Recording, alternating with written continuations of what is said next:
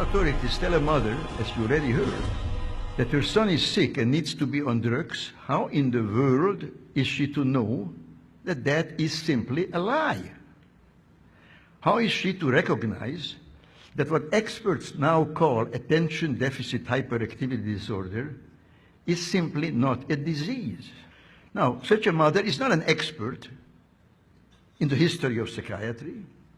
She does not know that psychiatrists have, for hundreds of years, used diagnostic terms, so-called diagnostic terms, to stigmatize and control people. I will only give you a few dramatic examples. When black slaves in the South ran away to freedom, it wasn't that they wanted to be free.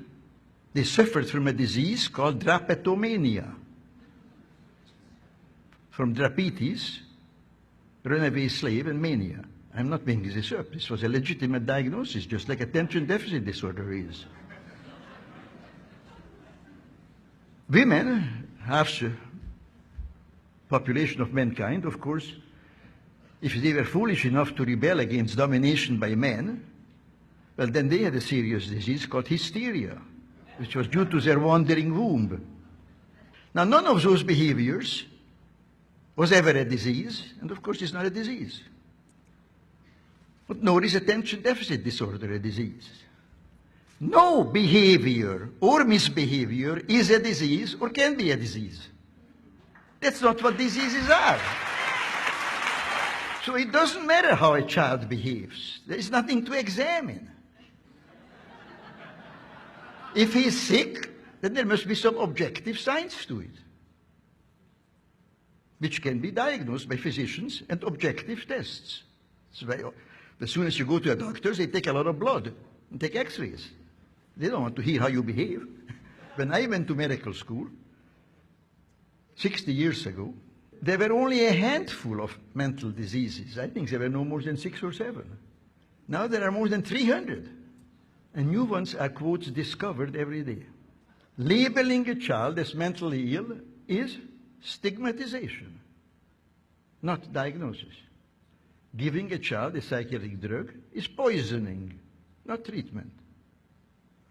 I have long maintained that the child psychiatrist is one of the most dangerous enemies, not only of children, but of adults, of all of us who care to the most precious and most vulnerable things in life.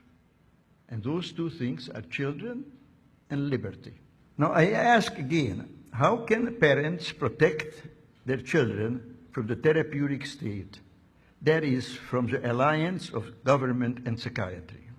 Basically, I think in the final analysis, they can only do so by disabusing themselves, getting rid of the idea that what ails an unhappy and misbehaving child, and there are, of course, many such children, in fact, all children at some time, that such a child is having a mental illness and that the so-called treatment can help him. This is simply not so.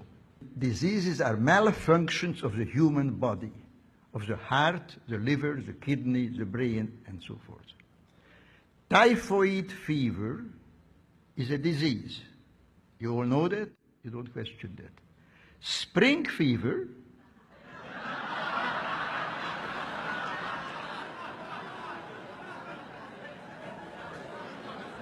all you have to know is English. Spring fever is not a disease. Now, why not? Because we all know that it's a figure of speech, a metaphor, a little piece of poetry. No, so are all mental diseases. Mental disease is a metaphor. The task we set ourselves to combat psychiatric coercion is important. I think it's important. You all think it's important. Not enough people think it's important.